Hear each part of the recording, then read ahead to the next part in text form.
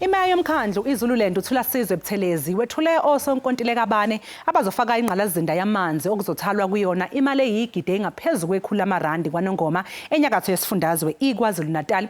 Ikhuluma nabantu bebephume ngeinkani imeya yaseZululand ithi intsha ehlala komasipala bangaphansi kwalomkhandlu yiyona ezohlomula kakhulu kulokhu.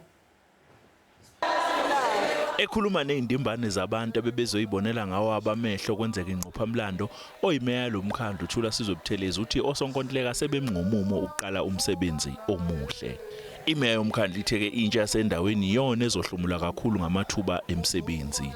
Ushe ngokugcizelele ukuthi uma beqasha bona bafune kwazi ukuthi ingabe lowo muntu uyilungu laliphi iqembu lezombusazwe ngoba abafuna ukukhetha iphela emasini. Ngesikhathi sokuvula amanzi. 2 kunabantu abaganga ngamavatefkani. Liphele iviki kuphela 2 weeks ingafikile ivatefkani.